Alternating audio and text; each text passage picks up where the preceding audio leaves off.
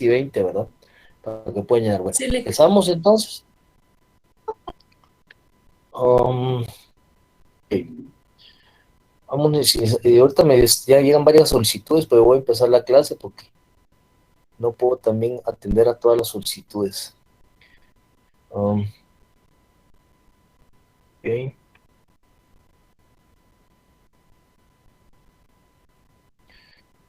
Ayer estábamos viendo el tema de las ciencias penales en su contexto globalizado, ¿sí? Vamos a hacer un pequeño repaso en esta cuestión.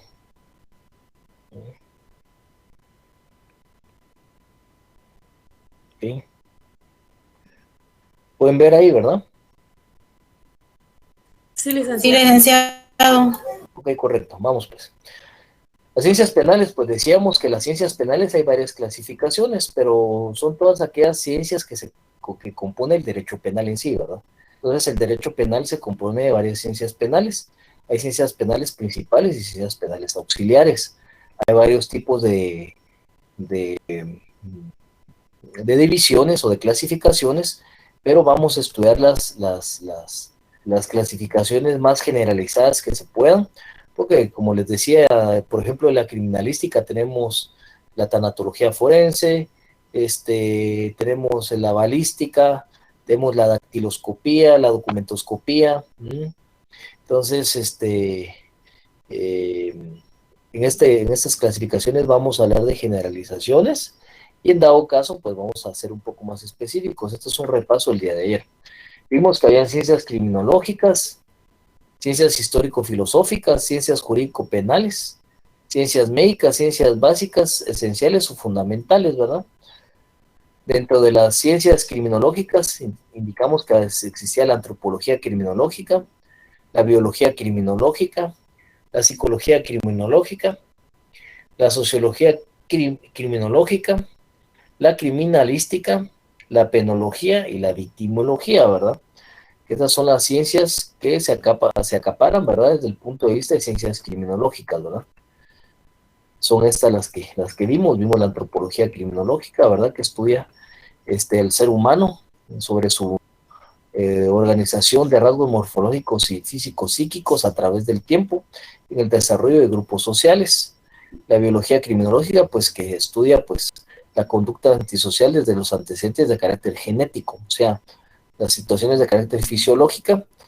Vemos cuestiones de biología como el sistema nervioso, el sistema endocrino, el sistema genético, el sexo, etcétera, ¿no?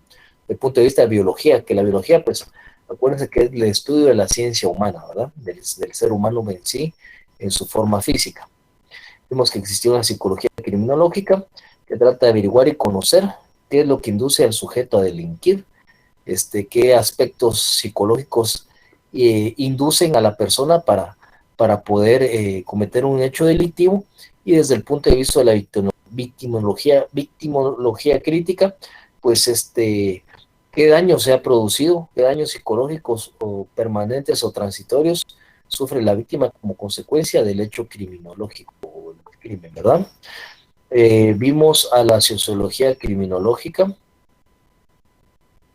que la sociología criminológica nos ayuda a visualizar todos aquellos aspectos sociales y las conductas sociales que se tienen en los hechos delictuosos. Ya vimos, por ejemplo, el hecho o el fenómeno criminal de las maras, del narcotráfico, de las extorsiones, del secuestro, de los femicidios. Todos son fenómenos criminológicos que estudia la sociología criminológica, sobre qué determinado ámbito es territorial o espacial, ya sea nacional o regional, se desarrollan estos fenómenos de criminología, y esto lo va a hacer la sociología, que la sociología no es más de la forma conductual del ser humano dentro de una sociedad, ¿verdad? Vimos que habían personas disociales o asociales, que son disociales aquellas personas que están fuera de la sociedad y que ya no pueden participar dentro de una sociedad. Se vuelven fuera de todo límite o política resocialización, reeducación, reinsertación, etcétera.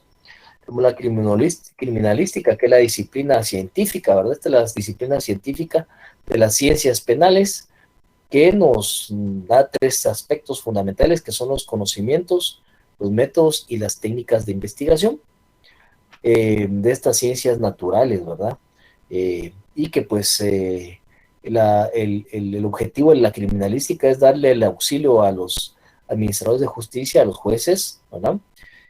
Precisar la intervención de uno o más sujetos en la comisión de hecho delictivo de conformidad a la prueba material que se tenga del delito, ¿verdad? La prueba material. Eso nos enseña la criminalística. Ahí tenemos un DICRI, ¿verdad? Del MP, levantando una escena del crimen, ¿verdad? Un MPX de España, no sé dónde la figuran, pero ahí están. La penología, que vimos que es el estudio científico de las penas, ¿verdad? Los medios de represión y prevención de conductas antisociales y medidas de seguridad a aplicar, ¿verdad? Y la actuación postpenitenciaria y la actuación penitenciaria. Esto nos estudia, pues, cuál es el motivo de la pena, si la pena puede ser resocializadora, reeducadora, reinsertadora, etcétera, y si las penas van en función de cambiar al individuo en su actitud antisocial, porque desde que se comete un delito, pues es un delito antisocial. Por eso se llaman antisociales a las personas o a los delincuentes, porque pues hasta el cometer un delito eh, se vuelven eso, ¿verdad? Antisociales. Muchos profesores dicen que, bueno, no hay que llamarlos delincuentes. Dicen, ¿por qué delincuente es una palabra despectiva, es una palabra que hace daño, que atenta al derecho humano? No, esa es una realidad. ¿Por qué? Porque delincuente, ¿qué quiere decir? Es la persona que comete un delito, delincuente, ¿no? La persona que comete un delito, entonces no hay nada de peyorativo en esa terminología, ¿verdad? Penología, sistemas carcelarios, ¿verdad? En la forma de aplicar las penas. Vemos la victimología como esa disciplina integrante de la criminología que estudia a la víctima desde sus características biológicas, psicológicas, morales, sociales y culturales, ¿verdad? Su relación con el delincuente y el papel asumido en el génesis del delito. ¿Cuál es el propósito de la victimología? El propósito es prevenir futuros comportamientos criminales y la atención a las víctimas del delito. Tenemos la atención primaria, la atención secundaria, la atención terciaria.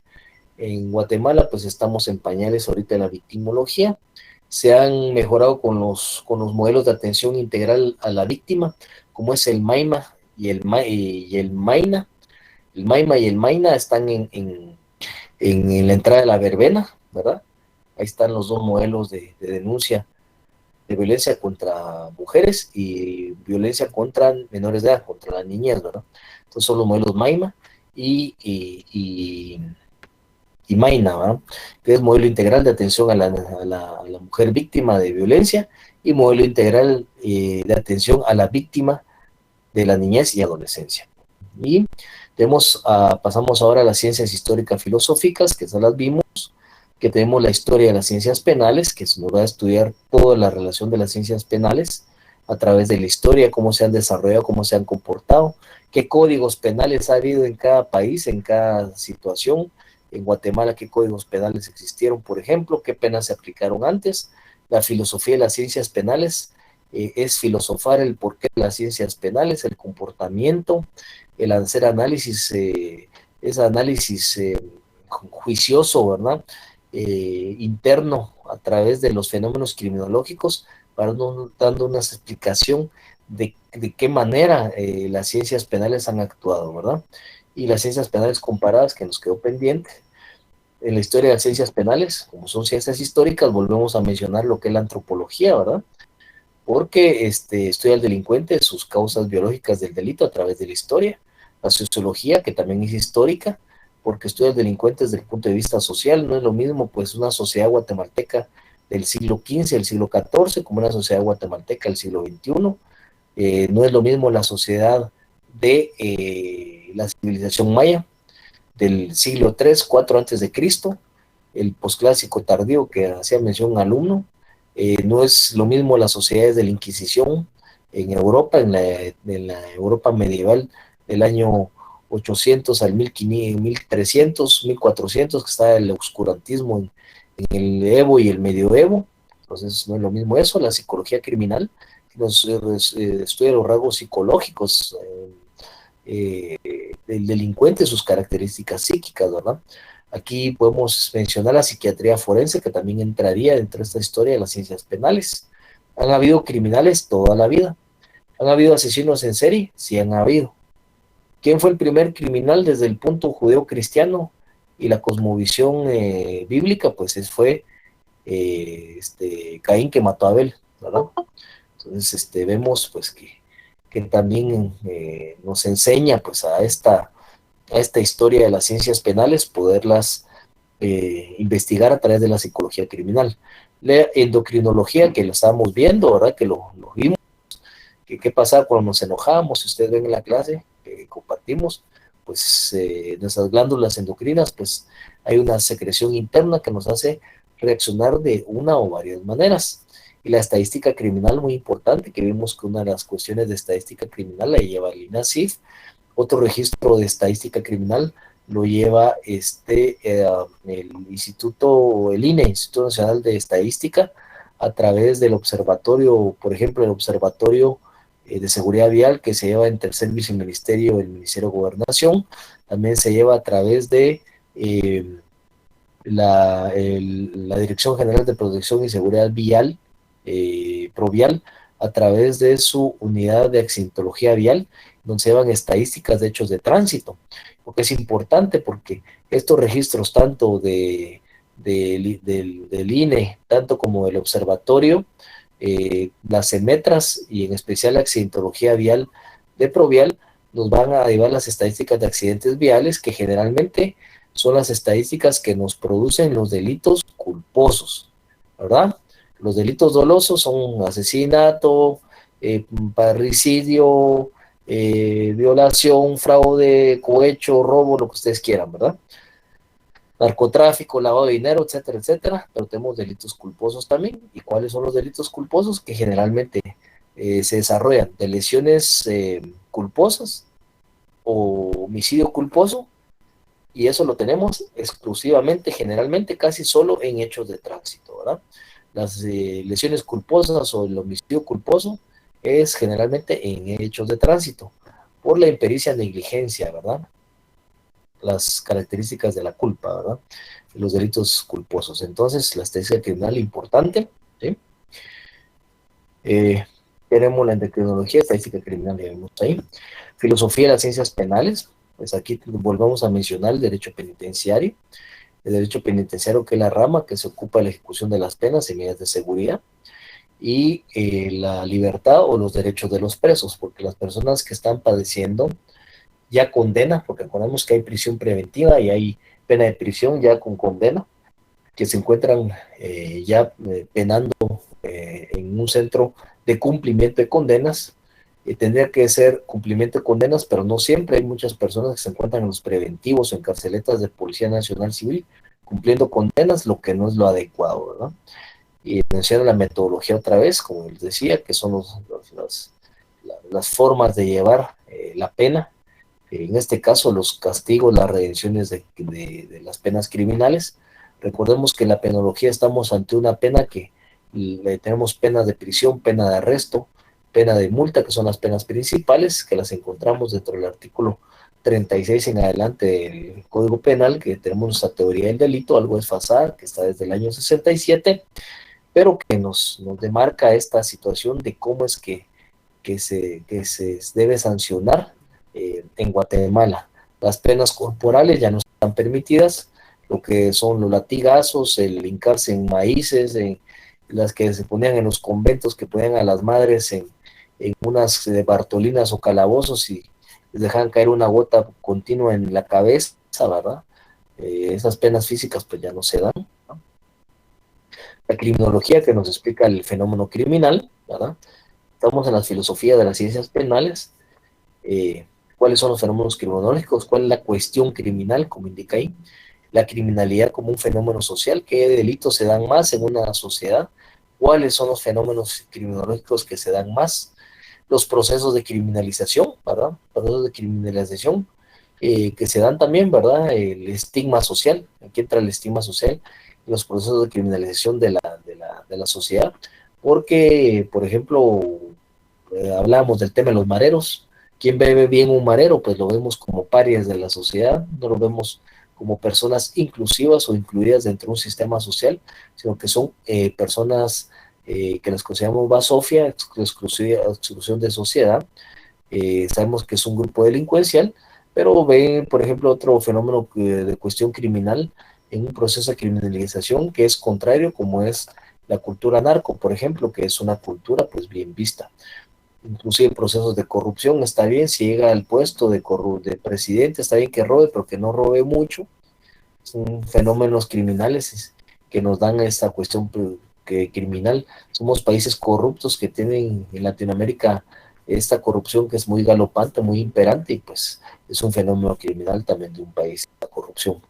La medicina forense, que como ya vimos, engloba toda actividad relacionada con el Poder Judicial y que estudia los aspectos derivados de la práctica de tribunales de justicia, en que le vamos a dar una explicación médica, científica, ¿sí? Al delito, ¿verdad? Cómo se ejecutó, por qué se ejecutó. Utilizamos los medios de medicina forense científica, la medicina médico-legalista, de latín legis, ¿verdad? Que viene de lo legalista, para explicar cómo se dio el fenómeno criminal. Y entre eso, pues los peritos mencionamos el peritaje, la estadística criminal, la psicología criminal, la antropología criminal, porque todos van de la mano, ¿verdad?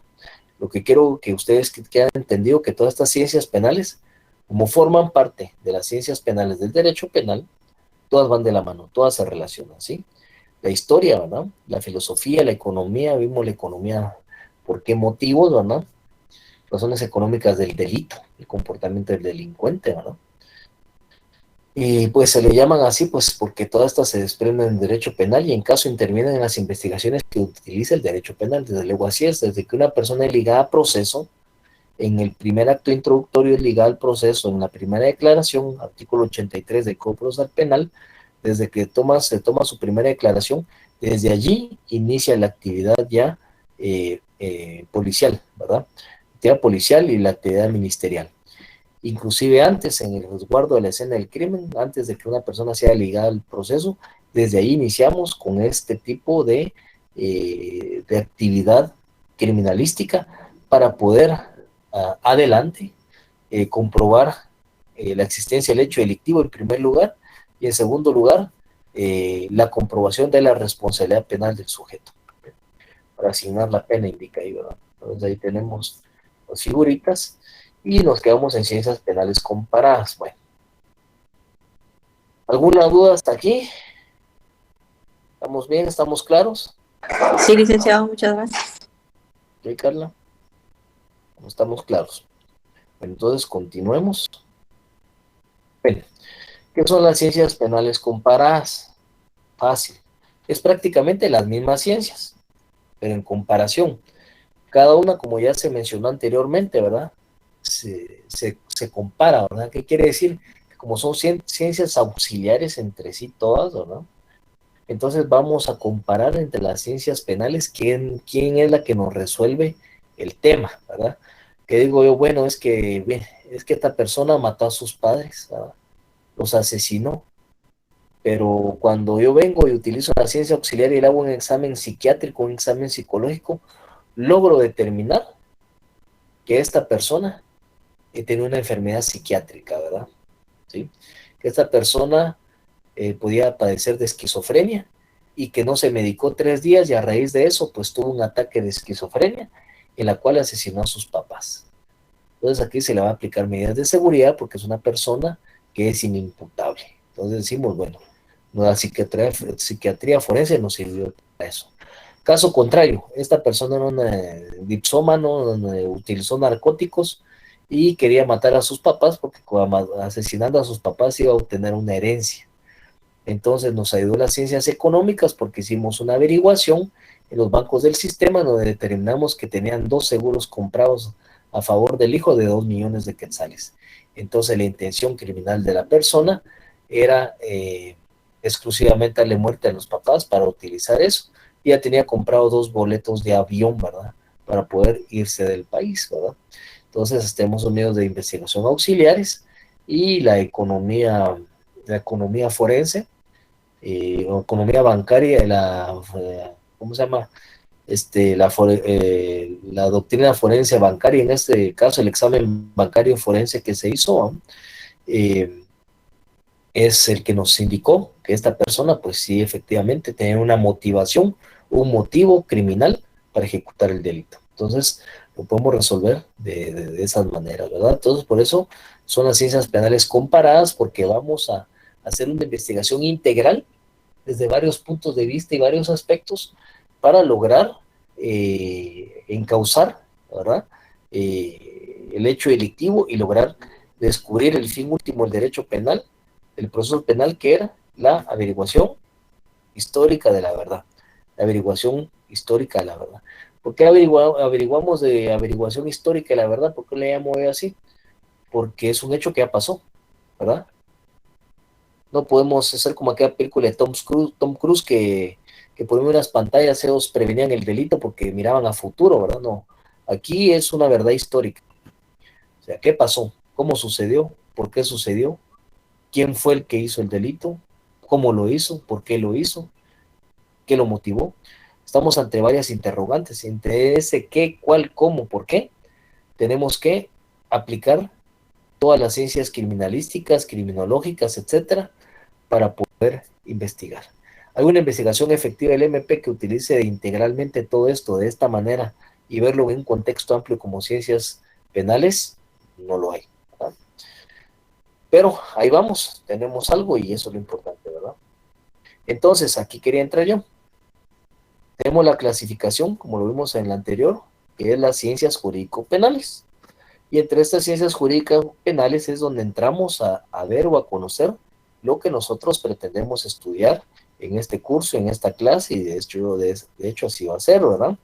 Es un derecho penal práctico, como les dije, y aquí tenemos el derecho penal. Bueno, el derecho penal, ¿qué es el derecho penal? Pues es el derecho que estudia la teoría general del delito, todos los delitos y las penas, clasifica y en base al principio de legalidad establece todos los injustos penales. ¿Qué es el injusto penal? El injusto penal es el delito, ¿verdad? Uno le llama delito, sociológicamente y doctrinalmente se llama injusto penal. ¿Por qué? Porque ¿cuál es el fin último de la obtención, de la parte de la averiguación de la verdad? El fin último para la víctima, ¿verdad? ¿Cuál es el fin último para la víctima al someter a un proceso penal? ¿Qué quiere la La víctima? justicia. La Obtener justicia, justicia.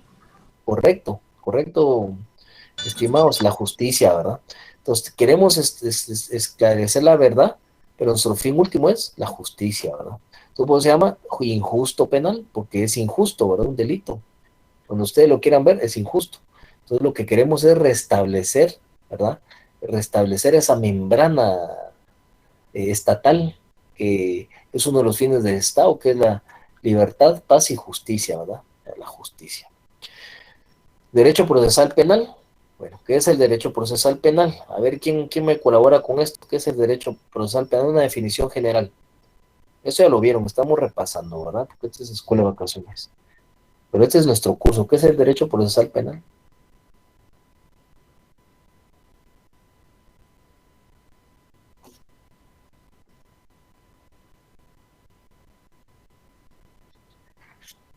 ¿Alguien? Sin miedo al éxito, dice aquel mexicano. Es la que establece los tiempos, plazos, juzgados y procesos que se tiene que tener para aplicar el derecho y obtener la verdad y la justicia. Ujú, ujú, sí. Ok. Miren, claro que sí. Primero tenemos que ver qué es Aldi. Aldi, adelante, Aldi. Silic, perdone, para mí es el conjunto de normas jurídicas correspondientes al derecho público interno que regulan cualquier proceso de carácter penal. Sí, eso es una definición general, pero vamos a partir primero de una terminología, ¿verdad? Primero, el derecho procesal penal es una rama del derecho adjetivo, ¿sí? Porque lo sustantivo, Es la génesis, es lo base, ¿verdad? Cuando decimos sustantivo es lo que lo sustancia. Cuando decimos adjetivo es el ejercicio, ¿sí? El ejercicio funcional. Entonces, ¿qué es el derecho procesal? ¿Qué es proceso? Vamos a la génesis. Proceso es esa serie concatenada, ¿sí?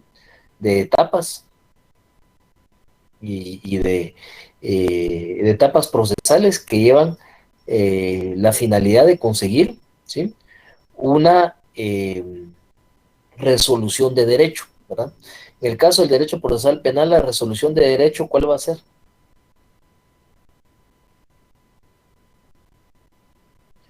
Joyly. Joyly no le aparece el apellido, pero dígame, ¿cuál es la resolución del derecho?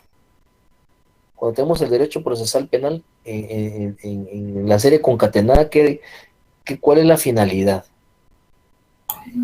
Sí, licenciado, buenas noches.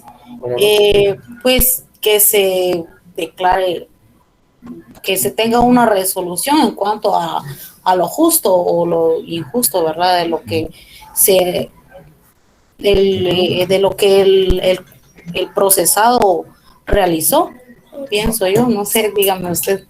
Sí, así es, pero por eso estamos aquí para aprender. ¿Y cómo le llamamos a ese documento, Joyly, que emite el juez o el tribunal?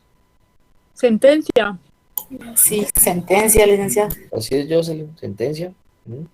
Entonces, el derecho procesal penal es aquella rama del derecho adjetivo, por medio del cual se lleva una serie concatenada de etapas procesales, así como todas las incidencias relativas al proceso penal, por medio del cual se pretende conseguir una declaración judicial a través del cual se va a obtener, ¿verdad?, una declaración absolutoria o una declaración condenatoria en contra de una persona que está sometida a dicho proceso, ¿verdad? Entonces es el derecho procesal penal, la serie concatenada de etapas y procesos con sus incidencias, porque ahí tenemos que meter todas las incidencias, ¿verdad? Ahí tenemos que meter, por ejemplo, reforma del estatuto de procesamiento, sobreseimientos, cláusulas provisionales, revisión de medida de coerción, eh, incidentes, todos los tipos de incidentes, obstáculos a la persecución penal, etcétera, ¿verdad? Entonces, por eso es, aparte de la serie concatenadas de procesos, son todas las incidencias. Todas las incidencias, ahí tenemos, como les digo, los incidentes, las audiencias, por ejemplo, de anticipo de prueba, les mencioné de colaborador eficaz, etcétera, etcétera, ¿verdad? Autorizaciones judiciales que son importantes, ¿verdad? Autorizaciones judiciales de allanamientos, por ejemplo, ¿verdad? Que estamos investigando y el MP dice, bueno, pero un testigo nos dijo que en determinada casa está el dinero que se robaron, entonces solicitamos un allanamiento. Entonces, todas las solicitudes varias de investigación dentro de la etapa preparatoria también son parte de la incidencia del proceso penal. Y eso es lo que nos trae acá. Y más allá, pues, como es una serie concatenada de etapas, y sus incidencias, dentro de las incidencias entran las incidencias que se dan dentro del derecho penitenciario o derecho de ejecución, ¿verdad? Entonces es la serie concatenada, como les digo, de etapas procesales y sus incidencias que llevan como finalidad última la declaración judicial de una sentencia absolutoria y condenatoria, asimismo, ¿verdad? Como la etapa de la serie de impugnaciones, ¿verdad? Las impugnaciones a que tiene derecho a las partes procesales, porque no solo el acusado tiene derecho, puede ser por parte de los quereantes, el proceso de las impugnaciones y también el proceso de la ejecución de la pena o derecho penitenciario. Entonces ahí tenemos concatenado lo que es el derecho procesal penal, ¿verdad? Y tenemos en especial el derecho ejecutivo penal, ¿verdad? El derecho ejecutivo penal, como se dice, ¿verdad?, es la forma de ejecución de la pena después de que existe esa declaración. Tenemos el derecho de policía, pero ese creo que lo tengo separado acá. Sí, aquí está separado. Bueno, vamos a ir por partes. Entonces, eso los expliqué, pero bueno, el derecho penal es el conjunto de normas jurídicas que regulan la potestad punitiva del Estado. El Estado en contra de la persona que comete agresiones al Estado de Derecho. El Estado de Derecho, perdón, el Estado por lo general tiene que contestar de una forma violenta, ¿sí? Un Estado no puede contestar de una forma pacífica. Si mire, por favor, véngase aquí que le vamos a enjuiciar. Pase por acá, por favor, siéntese, no. Se hace una orden de aprehensión, se va con la fuerza pública, a la persona sometida al orden y se ingresa a una cárcel a contra de la voluntad de la persona, ¿verdad? Porque no una persona va a decir, ah, yo me quiero ir preso, no, es en contra de la voluntad de la persona, que se ingresa a una prisión, entonces este sistema punitivo siempre es violento, ¿verdad? Entonces, asociando a hechos estrictamente determinados por la ley como presupuesto de una pena, medida de seguridad o corrección como consecuencia, con el objetivo de asegurar los valores elementales sobre lo cual descansa la convivencia humana pacífica. Es una definición de Enrique Cury. Se habla de derecho penal, se utiliza el término, con diferentes significados, de acuerdo a lo que se desee hacer referencia. De todo modo, podemos mencionar una clasificación preliminar, tal como derecho penal sustantivo, lo que les decía, ¿verdad? El sustantivo, ¿no? Y por otro lado, el derecho penal adjetivo, que es el derecho procesal penal, ¿sí? Entonces los expliqué ya. Continuemos. Derecho procesal penal. Es el derecho procesal penal, es aquella disciplina, ¿verdad?, jurídica encargada de proveer de conocimientos teóricos, prácticos y técnicos necesarios para comprender y aplicar las normas jurídicas procesales penales, destinadas a regular el inicio o desarrollo, o sea, que es esa serie concatenada de procesos, ¿verdad?, de etapas procesales, porque recordemos que en nuestro sistema tenemos lo que es la preclusión. ¿Se recuerda que es la preclusión, verdad? Eso lo vieron en teoría del proceso. Licenciado, se refiere a que no se Sí, pueden regresar las etapas. Media vez se pasó esa etapa, ya no puede volver atrás. Exactamente. El juez natural no lo puede llevar a cabo, a menos que, por ejemplo, Carla, exista una impugnación posterior, ¿verdad? Y me Sí, dice, no licenciado. existe el proceso, no sé si hubo el debido proceso, regrésese, ¿verdad? Pero tiene que haber una impugnación, no es nada más así. Ah, de que ya pasó esta etapa, pero yo me la regreso, ¿verdad? ¿Sí, Adolfo? Gracias, Lick. Puede ser el caso del general Efraín Ríos Montt, ¿verdad? Que regresaron, creo yo, el caso a una etapa inicial en algún momento. El debate, prácticamente el debate. Ahí se dio una apelación por reenvío. Entonces, como un medio de impugnación, acordemos que la apelación especial puede ser de tres formas: por motivos de forma, por motivos de fondo, por motivos absolutos de anulación formal. Cuando se presenta por motivos absolutos de anulación formal, la consecuencia jurídica de la anulación es el reenvío, pero se reenvía a la etapa del debate, ¿verdad? No se reenvía a la etapa de la primera declaración, ¿verdad? Se reenvía a la etapa del debate. Solo ahí se puede regresar a la etapa del debate, ¿sí? ¿Verdad? Entonces, sí es uno de los casos, ¿verdad? ¿Algún otro comentario? Bueno, entonces nos dice, bueno, estamos para comprender y aplicar las normas jurídicas procesales penales, ¿verdad? Destinadas a regular el inicio, desarrollo y culminación de un proceso penal, ¿verdad? Y nos da una definición en síntesis, ¿verdad? Dice que normas jurídicas, como mencionaba alguno de ustedes, que regulan el desarrollo del proceso penal, ¿verdad? Esa es la definición cero bolas, ¿verdad? O sea, que es el conjunto de normas jurídicas que regulan el desarrollo del proceso penal. Pero tenemos como estudiosos científicos del derecho, poder desarrollar todas las etapas procesales, ¿verdad? Pues estamos en el derecho procesal penal. Por eso les decía, yo les agrandaba la definición porque es todas sus incidencias, ¿verdad? Porque entre el proceso penal hay muchas incidencias, ¿verdad? ¿Qué pasa, por ejemplo, si hoy una persona tiene medida sustitutiva, pero viene y se escapa, se va a otro país? ¿Qué pasa ahí? A ver, ¿quién me colabora?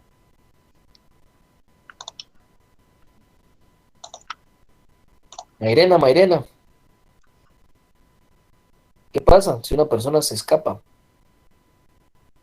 de un proceso penal?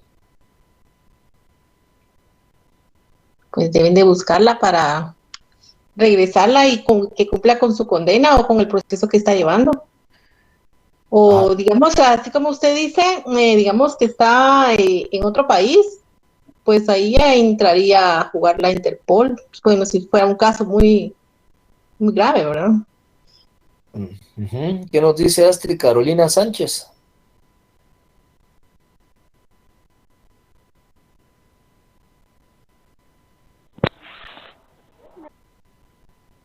Astrid Carolina Sánchez.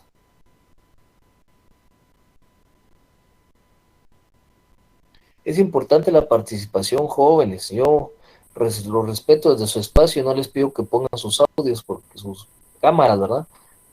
Porque entiendo que a veces, pues, tienen algún compromiso laboral algunos, ¿verdad?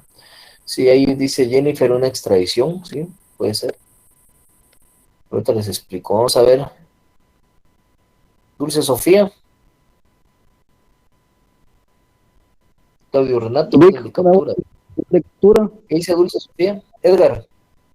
una orden internacional de captura, Alex. Sí, pero antes tenemos que tener otro paso. Que la persona se nos escapó el proceso penal.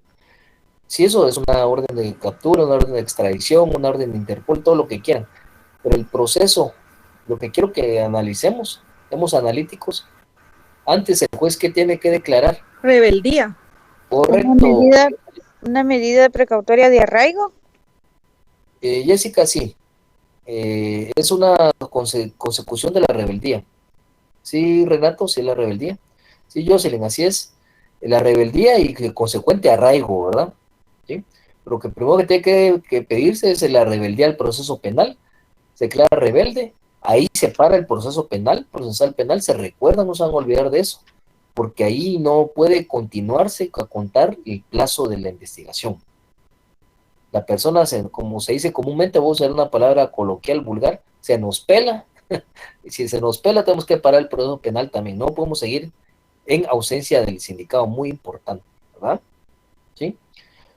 Entonces tenemos que retrotraernos a la rebeldía, declarar la rebeldía, y al declarar la rebeldía, se está declarando la ausencia del proceso penal. Si Aldi quiere opinar, ¿no? O dejó su manita levantada. Perdón, Lick, la dejé levantada. Ahora opínenos, ¿qué dice usted? Para mí sí, la medida de arraigo de manera preventiva también y Es una aparte de medida la rebeldía. complementaria. ¿No? Entonces ahí recuérdense que el derecho procesal penal, o sea, se para, ¿verdad? ¿Sí? Aquí paramos con esto. Ok, sigamos pues. Derecho ejecutivo penal o derecho de ejecución. Pues, el derecho penal ejecutivo, ¿verdad? Es un nuevo concepto que forma parte de lo que conoce como derecho penitenciario, ¿verdad?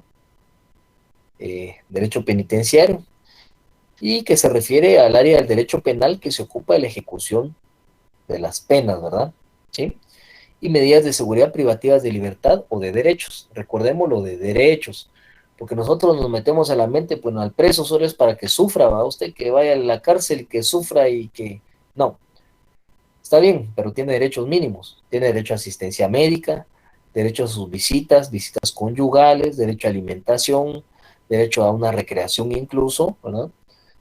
Por eso tenemos granjas modelos, ¿verdad? Nuestro sistema de reclusión no es un sistema de reclusión estricto como en Estados Unidos, que pues ven niveles de peligrosidad. Aquí sí debería de verse niveles de peligrosidad, pero aquí se revuelve todo, ¿verdad? Ustedes. Entonces allá, por ejemplo, el Chapo Guzmán creo que le dejan ver 1 hora a la luz del día cada 7 días. Imagínense qué locura eso. Ahí que van a terminar siendo las personas, se van a terminar siendo más psicópatas de lo que ya son, ¿verdad? Entonces, no tiene una conducta de rehabilitación ahí, ¿verdad?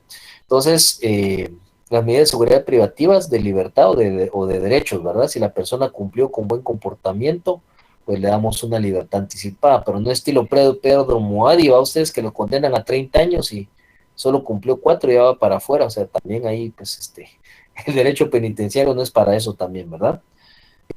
Surge como una disciplina jurídica autónoma a principios del siglo XIX, del siglo XX, ¿verdad? Cuando nosotros miramos las 2X, digamos, miramos siglo XX, cuando miramos siglo XX así, tenemos que empezar, si miramos siglo XX, quiere decir que empieza en el año 1900. Si miramos siglo XIX, empieza en 1800. Si miramos siglo X, por ejemplo, empieza en el año 900, ¿verdad? Tenemos que entender que cuando dice el siglo XX, tenemos que atrasarnos 100 años, ¿verdad? Porque es donde inicia, ¿verdad? Cuando decimos principio del siglo XX, o sea, los 2X, ahí quiere decir que en principio de disciplina, al principio de 1900, ¿sí? Su competencia corresponde a los jueces de ejecución de sentencias, porque para eso tenemos jueces privativos. Los jueces privativos son los jueces que tienen especialidad, se recuerdan, ¿verdad? Jueces privativos. En este caso son los jueces de ejecución de sentencia. No puede un juez de primera instancia penal, un juez de paz, ¿verdad? Por ejemplo, un juez de femicidio, un juez de familia, resolvernos una cuestión de ejecución de sentencia, ¿verdad? Son exclusivamente los jueces pluripersonales de ejecución de sentencias quienes son encargados de controlar y hacer cumplir las sentencias producto del juicio o plenario, ¿verdad? ¿Sí? Ese es el derecho penitenciario o derecho de ejecución o derecho ejecutivo penal. Derecho de la policía, dijeran en el pueblo, ¿verdad? ¿Cuál es el derecho de policía? Muchos dicen, es que sí, el MP, los tribunales y todo. Pero ¿quién captura al delincuente, señores? ¿Quién aprende al delincuente? La PNC. PNC, ¿verdad? O sea, ¿quién es la primera persona que tiene contacto con una persona, un hecho delictual? Cuando se llama al 110, ¿a quién llamamos nosotros? La Policía Nacional Civil. Policía, ¿verdad? ¿Y la policía es un ente de qué es? ¿Qué es la policía? Un ente de control, ¿no? No es de control, yo sé. Es la fuerza coercitiva del Estado, Lic. Así es, Jonathan. Es la fuerza de seguridad del Estado, ¿verdad? Sí, Jennifer, así es de la seguridad, ¿verdad? Es una fuerza de seguridad del Estado. O sea, que mantiene el orden público, ¿verdad? Entonces, es una fuerza de seguridad del Estado. ¿La PMT es una fuerza de seguridad del Estado? No, licenciado. Es puramente municipal. Es regulador. Regulador de tránsito, correcto. ¿El ejército de Guatemala es una fuerza de seguridad del Estado? No, licenciada. Correcto, Samuel. No es fuerza de seguridad que se les quede claro que esos famosos operativos conjuntos, no. No es fuerza de seguridad del Estado. Erróneamente metemos al ejército en actividades de seguridad ciudadana, pero no es un ente de fuerza pública de seguridad estatal. Entonces ahí, plancha, no para nada, ¿verdad? El ejército de Guatemala es el encargado de mantener la soberanía nacional del territorio, ¿verdad? ¿Sí? Que se vayan allá a la frontera con Belice y todo para que los morenos que a veces se meten ahí, o beliceños también, pues no causen daño a la integridad del Estado, o los mexicanos que talan árboles, etcétera.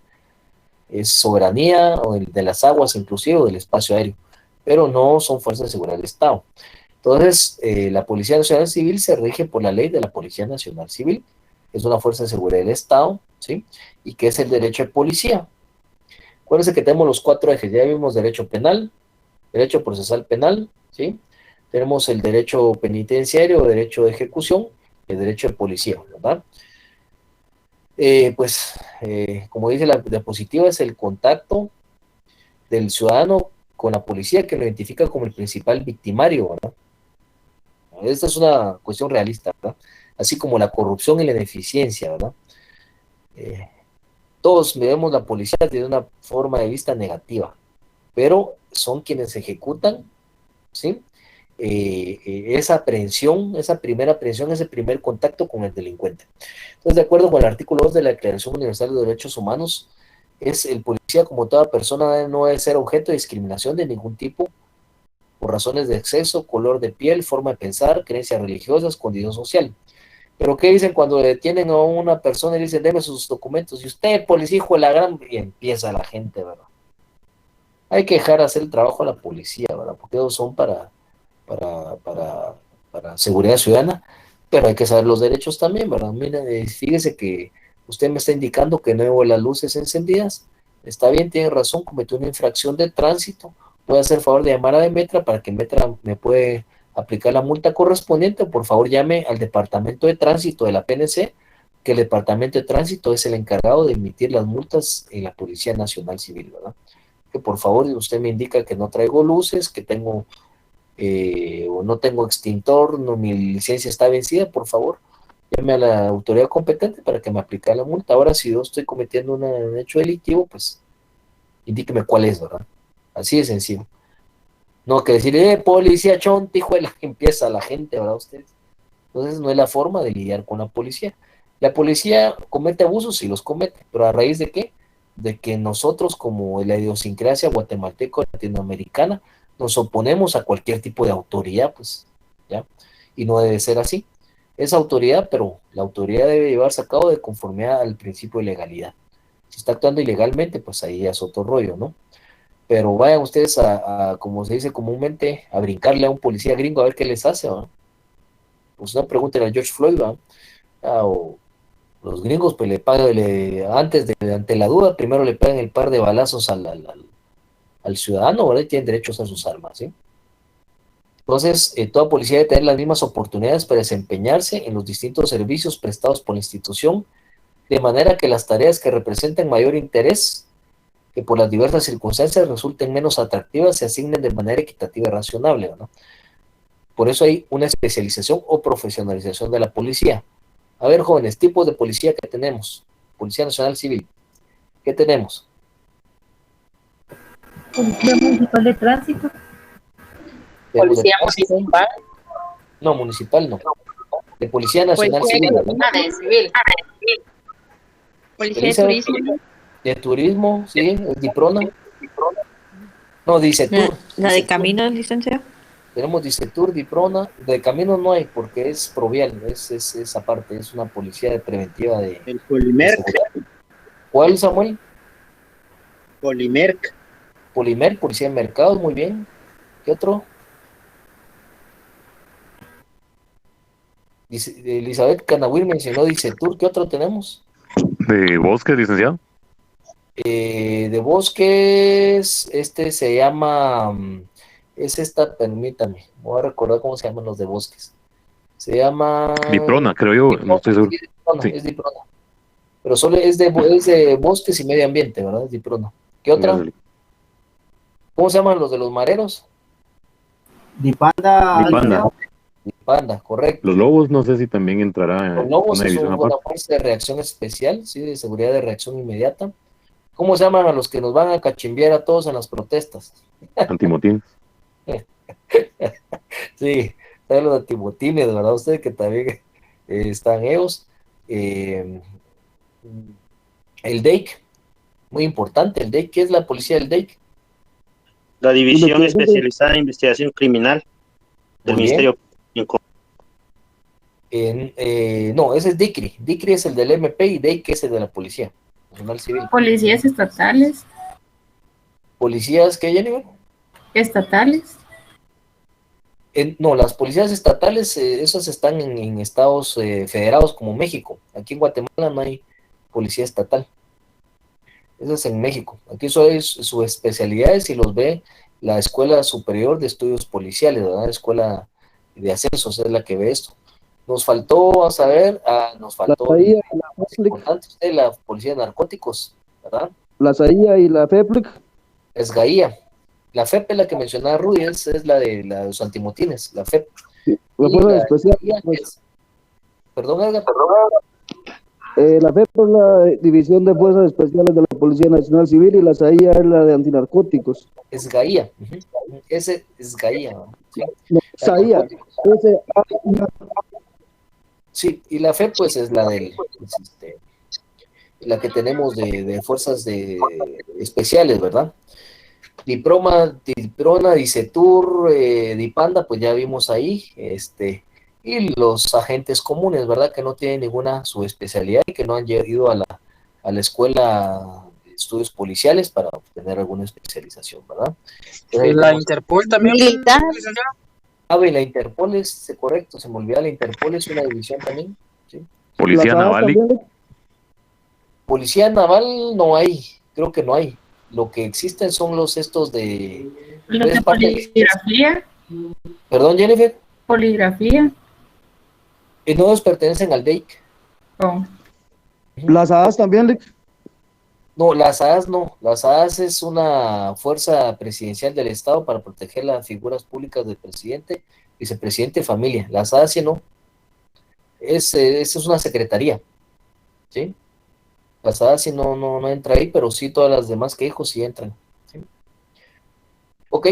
Sí estamos claros en el concepto, ¿verdad? De lo que es la derecho policial.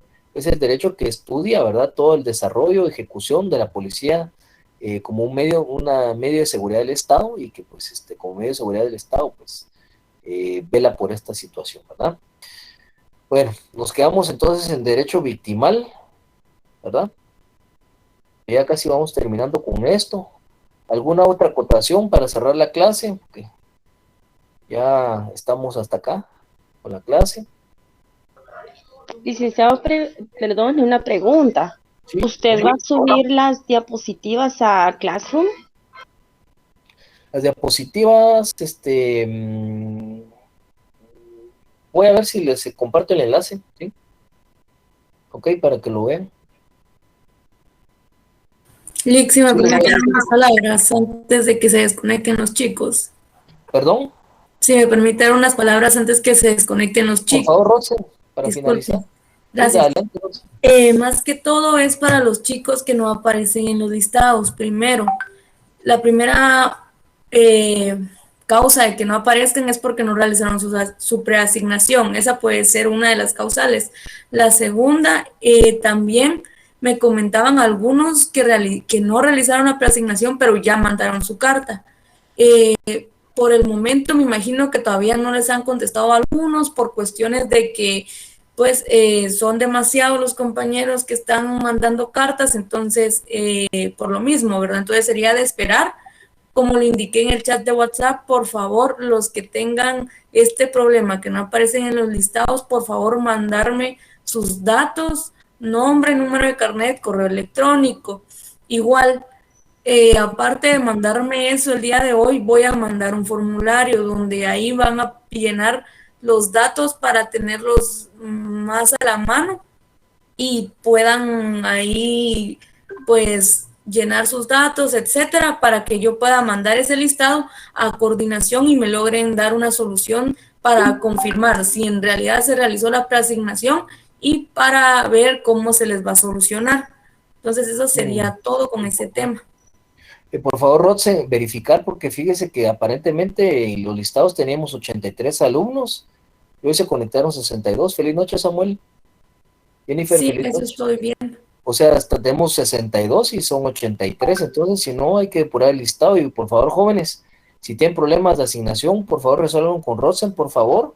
Ella les va a apoyar en todos esos temas porque sí necesitamos depurar listados. Feliz noche, Evelyn. Entonces, porfa. ¿Sí?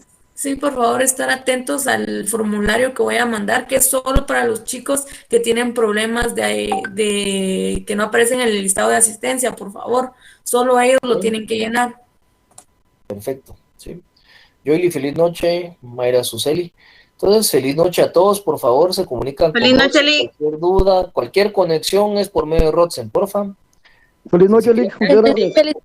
Roxen, perdón. Edgar, feliz noche. Feliz noche, Lick. Feliz noche, Melissa. Feliz noche. Feliz noche. Cualquier cuestión, pues, con Roxen, por favor, duda de la clase, cualquier cuestión, Roxen, ahí se acuerda de pedir el calendario, porfa, para que se los pasemos a ellos también, ¿sí? Dile que no tenga pena, yo voy a compartir el calendario de actividades entre hoy y mañana. Ok, perfecto. Entonces, Roxen, gracias por su apoyo, gracias por su atención, muchachos, y nos vemos en la próxima clase. Álvaro, feliz noche. Ok, feliz noche a todos. Jessica, Marilu, feliz noche a todos. Ok, Andrea, feliz noche.